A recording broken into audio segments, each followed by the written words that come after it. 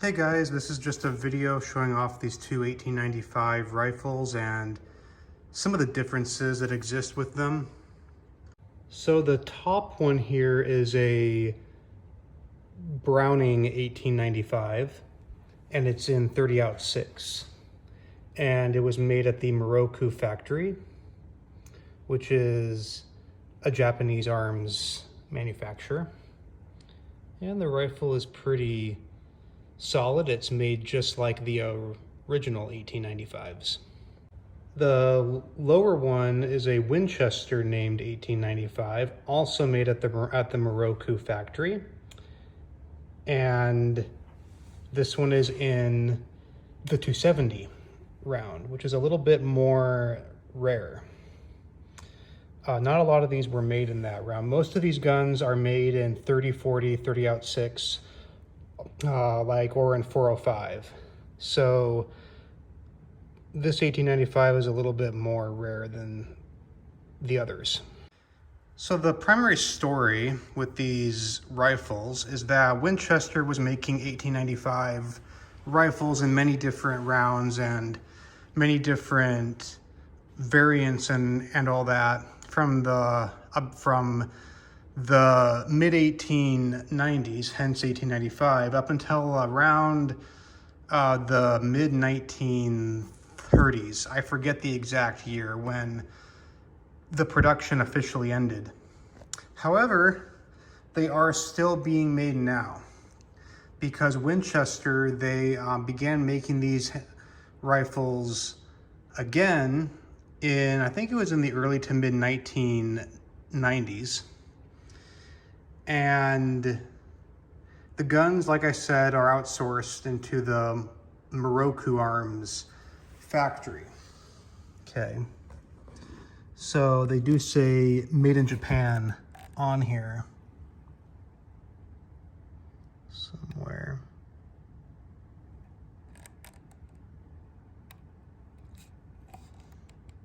Right there. You'll see it right there. Made in Japan, that's why. Now, these guns, like I said, began to be made in the 1990s. However, in 1984, they also made a limited run of 1895s that had the Browning name on them, which makes sense because he was the original, the designer of this rifle. And there was a very limited number of these ones made in 1984. And most of them were in 30-06, like this one is. However, they also made some of these in 30-40. And then they stopped making those, and then they began to make these newer ones here that have the Winchester name back on them. Now, like I mentioned earlier, the Browning 1895 is made almost exactly like how the Winchester 1895s were originally being made way back in the day. So to that end, there is no safety on them. Back here, there's no safety. It does have the half cock feature. So right there, you'll see the hammer lowers all the way back down, and then you bring it back to half cock, which that's basically your safety feature on these, simply because if the hammer is resting directly over the firing pin, and if anything were to whack that, then the gun could maybe fire. So by having it back on the on that half cock mode, the rifle will not shoot. You'll also notice the smooth finish over the furniture.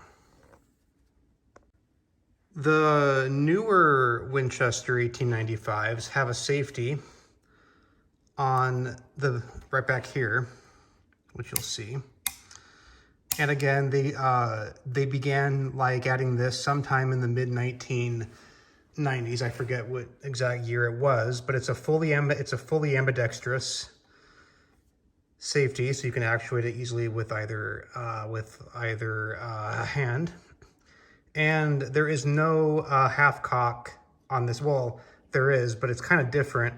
It has a rebounding hammer, and all of them, and by the way, both of these rifles are empty. I already checked them before the video, but what you'll see here is when you lower the hammer, it lowers back into the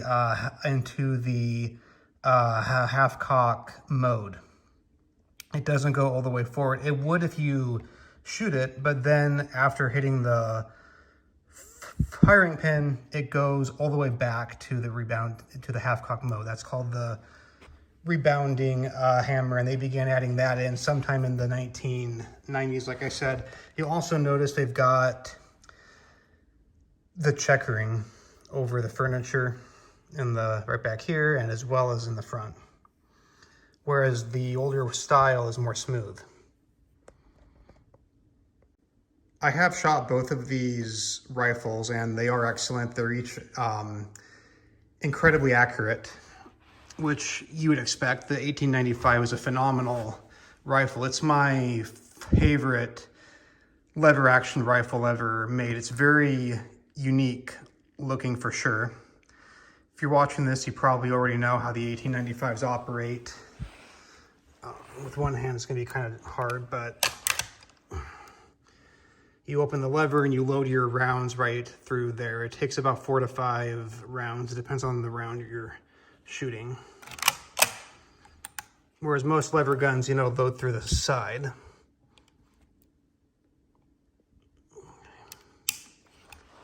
Very unique rifles and very well made. I do prefer the older one. I do like this one a bit more, just because it's more like how the 1895s originally were, and the fact it's got no safety on it. This when I was younger and shooting lever actions, that's how all of our lever actions always were, so that's what I'm more used to. But the new style one is also a very well made rifle, even though it does have a safety on it and the rebounding hammer as well, that a lot of folks, they don't really like that, just because it's not like how the originals were. But I'm just saying that even though I don't like that as much either, the rifle is still very well made for sure. So it's a very nice rifle. So yeah, that's basically it. Just trying to show off these two rifles here. I'm not a firearms expert. I can't tell you all the history of these rifles and all that. All I know is that I've used them for many years and I like 1895s a lot. I do own other lever guns as well, but if I could only have one lever gun, it would be an 1895. They're just super awesome. And I would take this one here too. It is the older one, plus it's in 30-06, which is one of the original rounds. The 270 was not an original round for this gun. That was introduced in the 1990s when these were reintroduced. So, but both of these rifles are very well made. So anyway, yeah, that's it, guys. Just on the two 1895s. Thank you for watching.